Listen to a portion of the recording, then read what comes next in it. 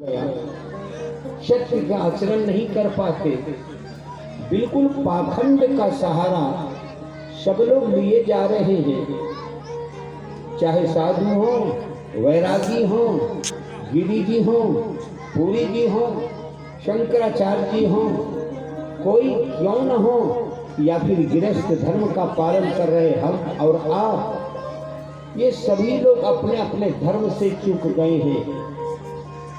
दिखावे के लिए सब कुछ किए जा रहे हैं, और जो दिखावे के लिए किया जाए उसे पाखंड कहते हैं। और पाखंड का दूसरा नाम है पापस्य खंड, पाखंड। पापस्य खंड, आवाज ठीक करिए, पापस्य खंड है पाखंड।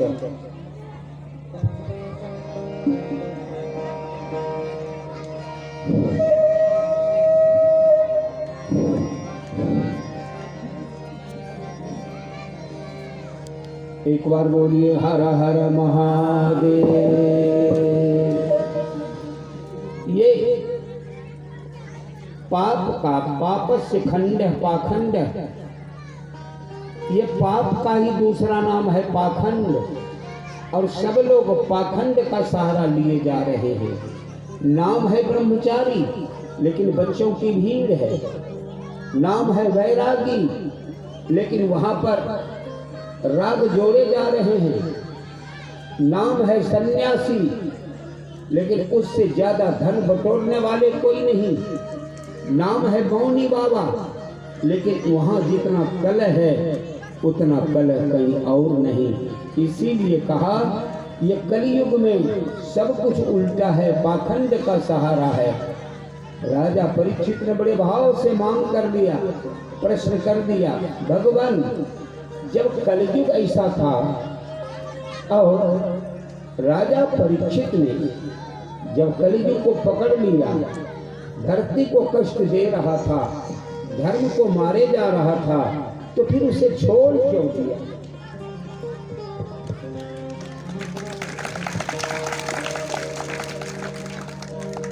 फिर उसे छोड़ क्यों दिया? इसका बड़ा प्यारा जवाब उन्होंने दिया कि जो सत्य का पालन करने के बाद, जो व्रत का पालन करने के बाद, जो यज्ञ करने के बाद फल की प्राप्ति सतयुग द्वापर में या त्रेता में होता था, वह कलिकाल में केवल आप न यज्ञ कर सकते हैं। आज के युग में आप ये यज्ञ नहीं, यज्ञ करिएगा उसमें बहुत कष्ट उठाना पड़ता है। तो फिर यज्ञ करने के बाद भी जो फल हमको मिलता है वह केवल भगवान के नाम स्मरण मात्र से हो जाया करता है। तो हम इसीलिए राजा परीक्षित ने कलिकाल को अपने देश में रहने दिया, धरती पर रहने दिया, नहीं तो वो एकमात्र चक्रवर्ती सम्राट थे।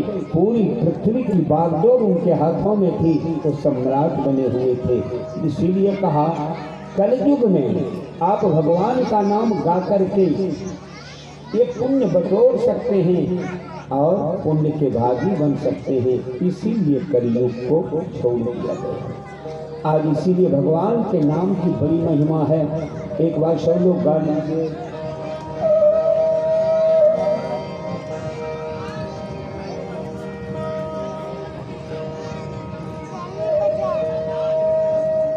हरे राम राम राम सीता राम राम राम, हरे राम राम राम सीता राम राम राम, हरे राम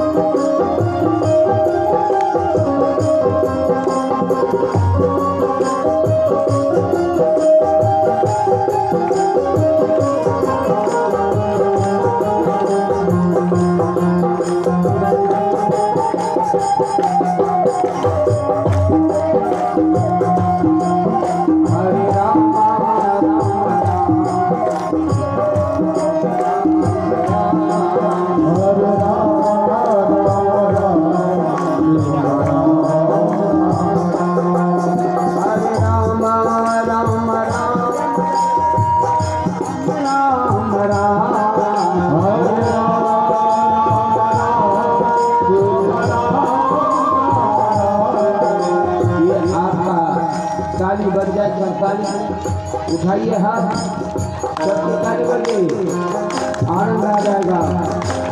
ताली नहीं बजे, उठाइए पीछे वाले। हरे राम राम राम राम राम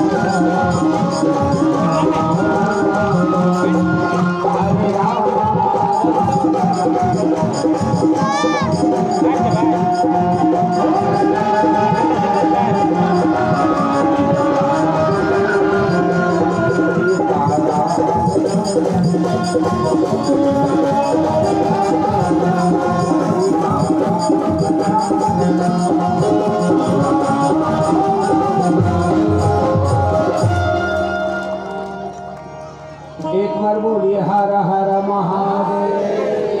आवाज कम हुई, जोर से बोलिए हर हर। ओम नमो भगवते वासुदेवाय श्री गोविंदाय नमो। नारायणं नमस्कृत्य नरं चैव नरोत्तमम् देवीं सरस्वतीं व्यासं ततो जयमुदीरये।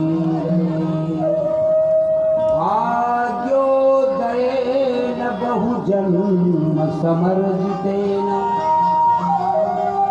सत्संगमं च लभते पुरुषो यदा। अज्ञानहेतुकृतमोह मदान्धकार नाशं विधाय हितदो दयते विवेक। प्रथम स्कंद की प्रार्थना मंगलाचरण इतना दुरूह है मेरे भाई बहन। 105 अर्थ किए गए हैं एक श्लोक के। जन्माद्यस्य यतो अन्वयादितरतः चार्थे स्वभिज्ञः स्वराट् तेने ब्रह्महिताय आदिकवये मुह्यन्ति यत् सूर्यः।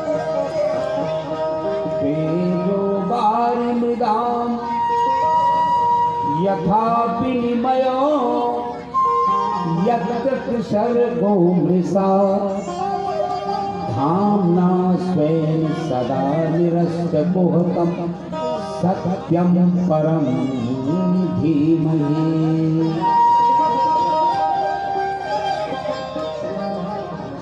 भागवत के प्रथम स्कंद में किसका मंगलाचरण किया गया? क्या भगवान कृष्ण का? कहा सत्यम परम धीमहि, मैं सत्य का ध्यान करता हूँ। मैं राम का ध्यान नहीं कहा, मैंने देवी का ध्यान नहीं कहा, मैं शक्ति का ध्यान करता हूँ नहीं कहा, शिव का ध्यान करता हूँ नहीं कहा। सत्यम परम धीमहि, और सत्य कौन है? सत्यम सत्यव्रतम त्रिसत्यम सत्यस्य योनिं निहितं च सत्ये सत्यात्मकं त्वां शरणं प्रपन्नः।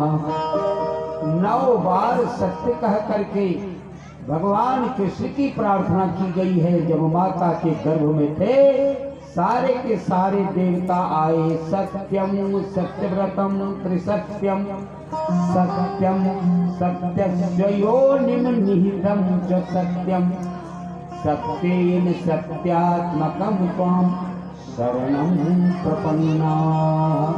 मैं सत्य की शरण में जाता हूँ। जन्माद्यस्य शब्द ये ब्रह्म सूत्र है, ब्रह्म सूत्र का दूसरा सूत्र है। भैया आपने केवल नाम सुना ब्रह्म सूत्र, हमारे भागवत कथाकार लोग केवल नाम सुने हैं, बाकी पुस्तक देखने का, पढ़ने का, अध्ययन करने का मौका प्राप्त नहीं हुआ है। ये जन्माद्य से यतः, ये दूसरा सूत्र है ब्रह्म सूत्र का। पहला सूत्र है अथा तो ब्रह्म जिज्ञासा। क्या कहा? जन्माद्य, न जो जन्म लेते हैं न जिनकी मृत्यु होती है, ऐसे परमात्मा जन्माद्यतः अन्वयादि, जो संसार में मौजूद हैं और संसार में मौजूद नहीं भी है। अन्वय और व्यतिरेक किसी को कहते हैं, जो संसार में मौजूद हैं और इससे अलग भी बने हुए।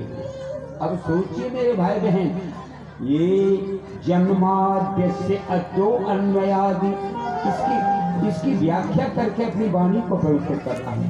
नहीं भैया, बहुत क्लिष्ट अर्थ है। जन्माद्यस्यतः अन्वयादि तरतः चार्थे स्वभिज्ञ। वो किसी के कहने में नहीं है, वो स्वतंत्र हैं। अर्थात हम और आप जीव हैं, उनके कहने में, उनके इशारे पर चलते हैं। आज हम जन्म लेते हैं, कल हमारी मृत्यु हो जाती है, लेकिन वो परमात्मा त्वमेव माता च पिता त्वमेव त्वमेव बंधु च सखा त्वमेव त्वमेव विद्या द्रविणं त्वमेव त्वमेव सर्वं मम देव। वो परमात्मा, आकाश में उड़ते बहुत पक्षी हैं, आकाश को नापने, कितना लंबा है कितना चौड़ा है हम नापें, लेकिन कितने पक्षी जिसकी गति कम है 2-4 माइल गति करके लौट आते हैं। लेकिन पक्षियों में सबसे बढ़कर के जो राजा है पक्षियों के, गरुड़ जी, और गरुड़ जी भी जीवन पर्यंत उन्होंने चाहा कि आकाश की लंबाई चौड़ाई को हम माप लें। घूमते रहे घूमते रहे घूमते रहे, लेकिन पार नहीं पा सके। परमात्मा की भी कथा, परमात्मा की भी लीला को नापने के लिए बड़े बड़े संत चले, उन्होंने भी नहीं पाया, पार नहीं पा सके। अरे ब्रह्मा जी जब नहीं पार पा सके तो कौन पार पा सकते? ब्रह्मा जी ने कहा, ब्रह्मादय सुरगणा मुनि होत सिद्धा सत्वैकतान बचसा बचसाम कृतार्था। बोले कि ब्रह्मा भी जब उनका पार नहीं पा सके तो हम और आप कौन हैं? जन्माद्य से तो अन्वयादि तरतः चार्थे सविज्ञः परात्। तेने ब्रह्मा भी मोहित हो गए।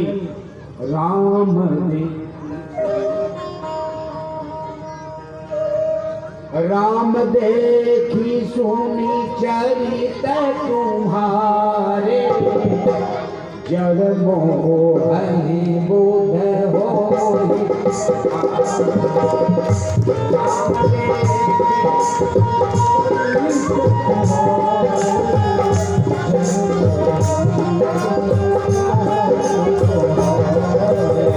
राम देखी चरित तुम्हारे, जग मोहि बुध होई।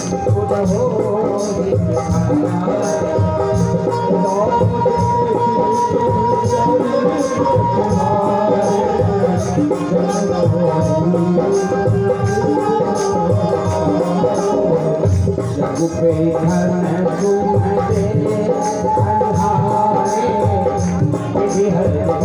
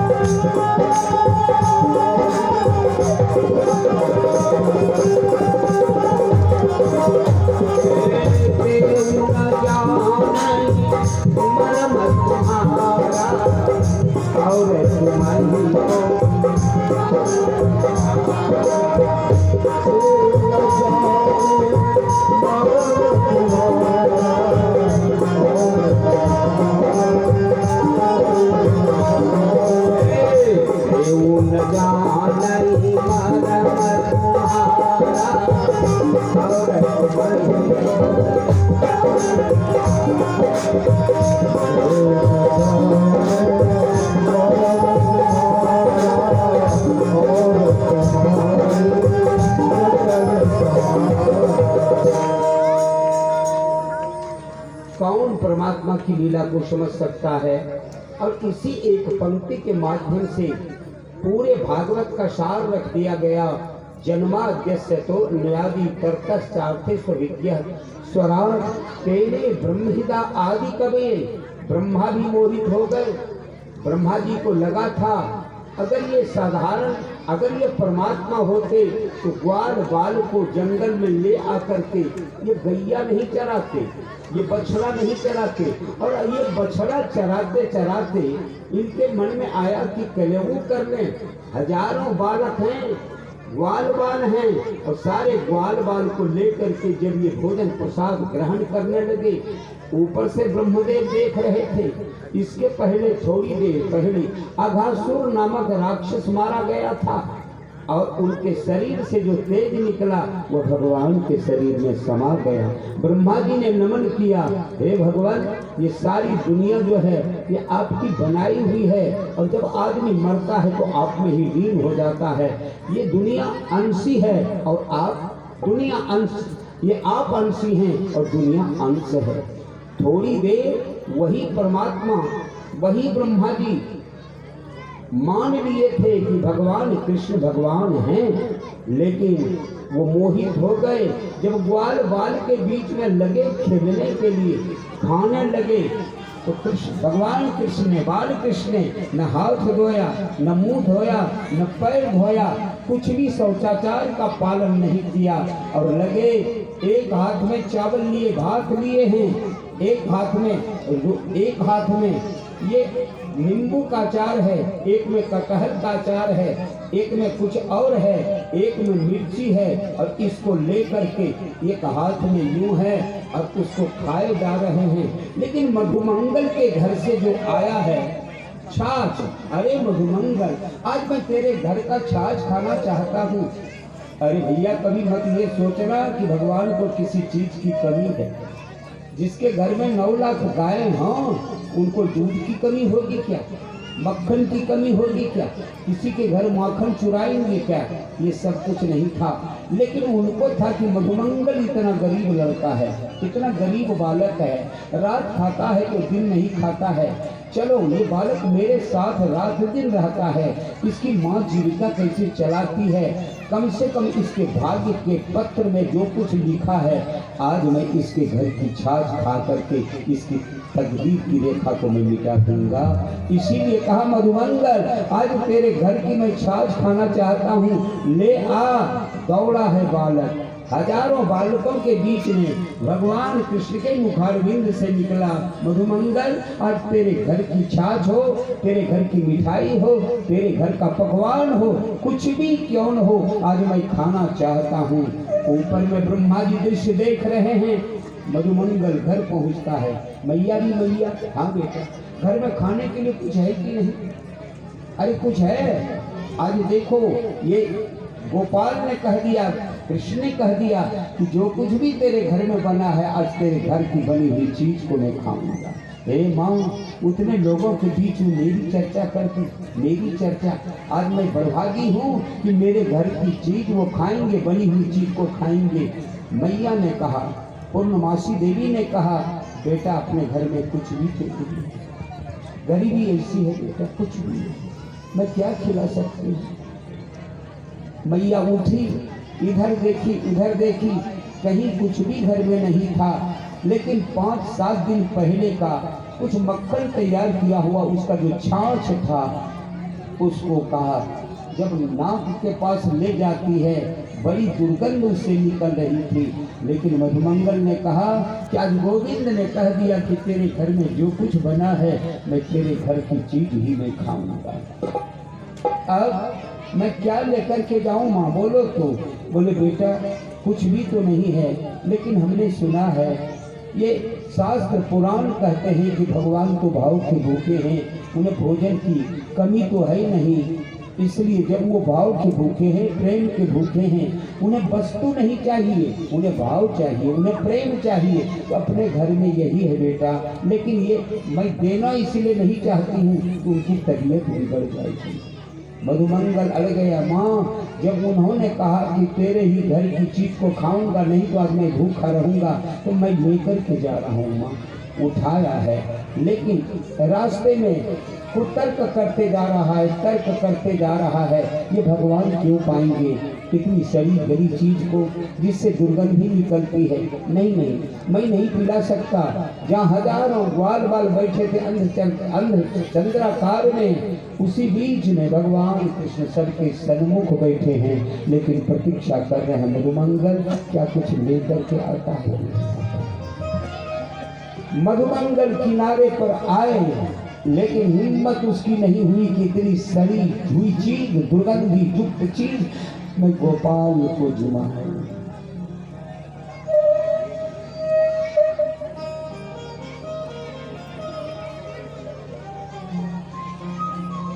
एक वृक्ष की छाया में खड़े होकर के जोड़ घटाव करने लगा, ये कैसे ले जाऊंगा, ले जाऊंगा तो कैसे वो खाएंगे।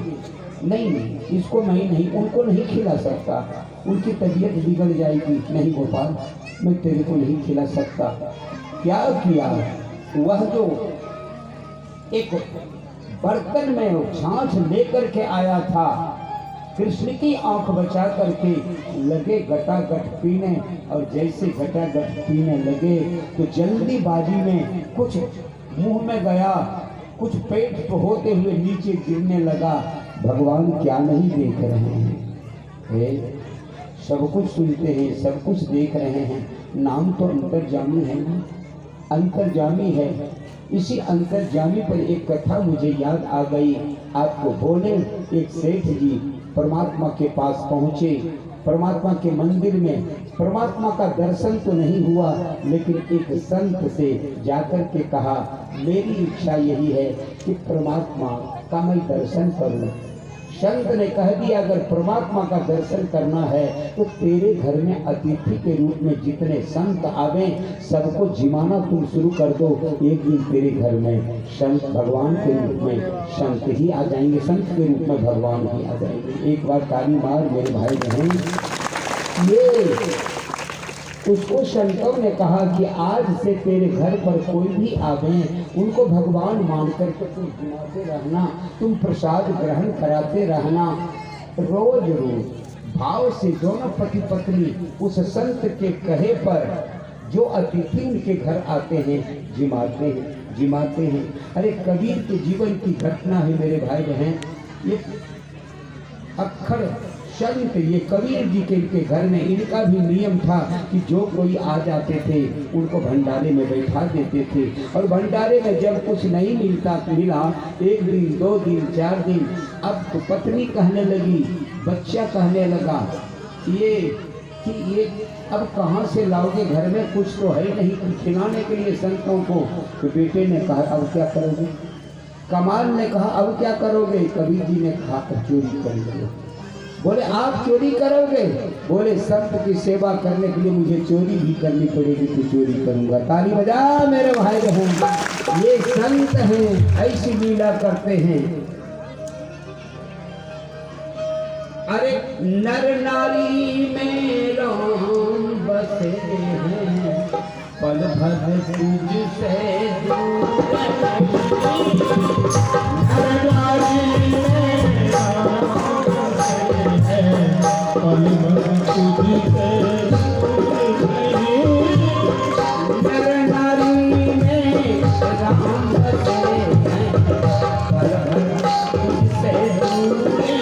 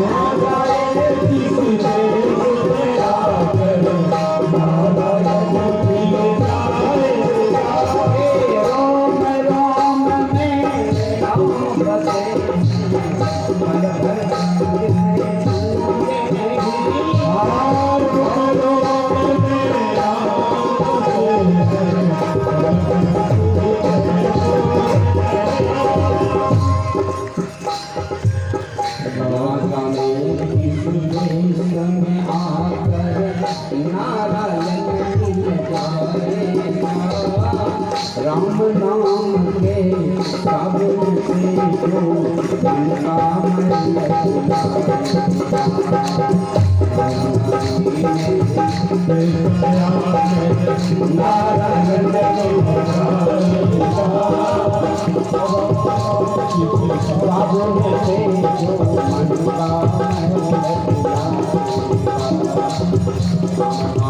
के दाम से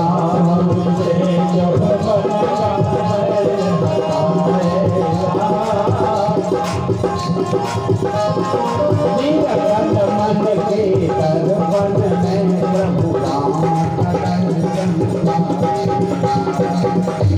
नाम के साबुन से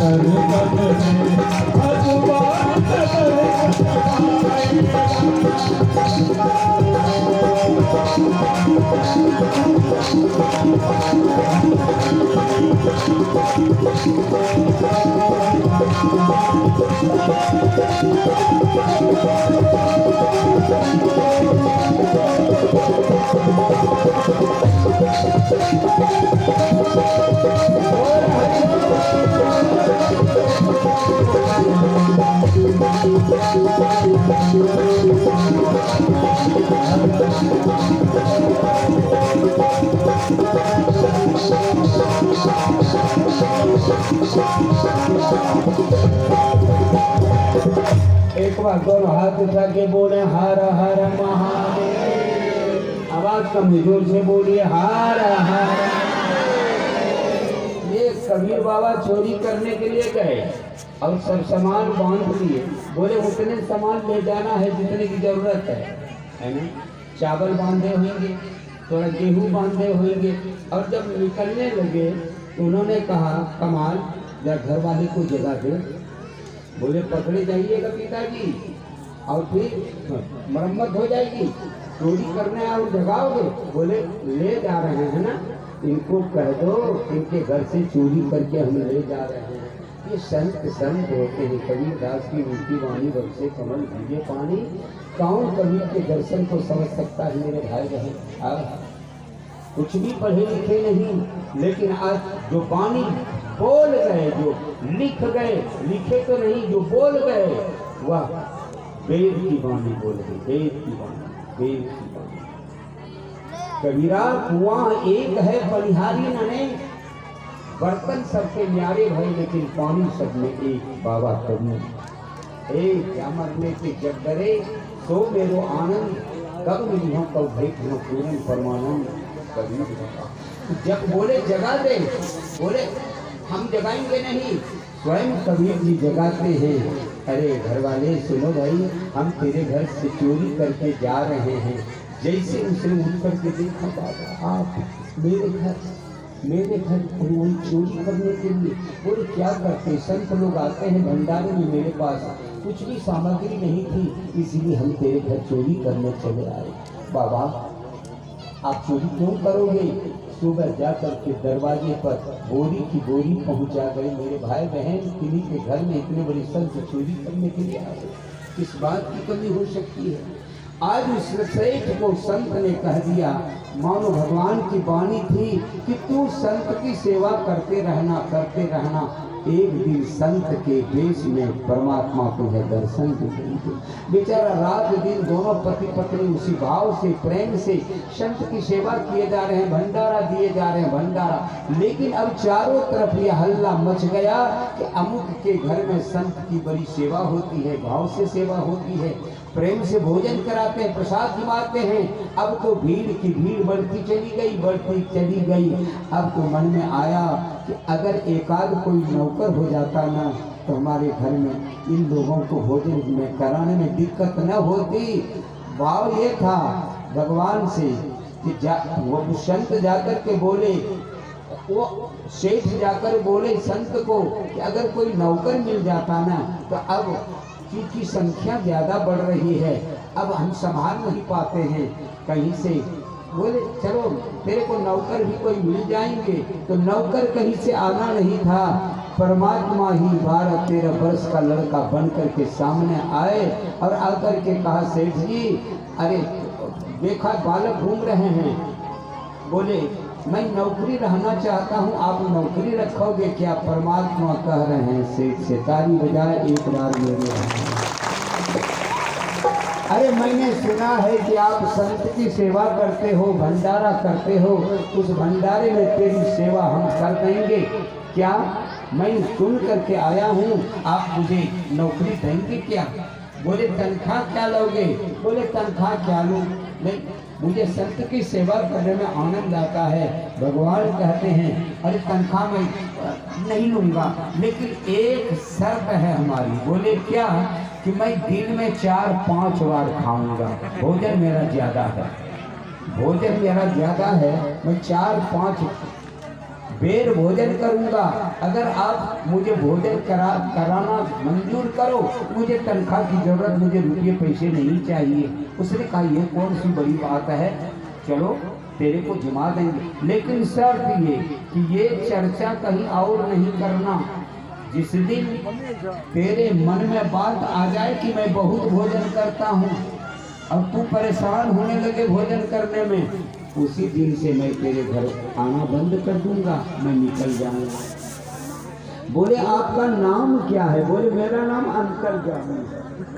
अंतर्जामी का मतलब ही होता है जो सबके भीतर की बात को, अंतर की बात को जान जाए, वो अंतर्यामी। बोले बड़ा प्यारा नाम है आपका अंतर्यामी। आहा, अंतर्यामी, अंतर्यामी, अंतर्यामी। अब वो सेठ पुकारने लगा, लेकिन सेठ के मन में भी एक बात, तब तक वो भोजन नहीं करते थे जब तक वो साथ में नौकर भोजन नहीं करते थे। उसके काम से सेठ जी बड़े प्रसन्न थे, बड़े प्रसन्न थे। लेकिन अब सेठानी जी बेचारी भोजन बनाते बनाते, खिलाते खिलाते परेशान हो गई।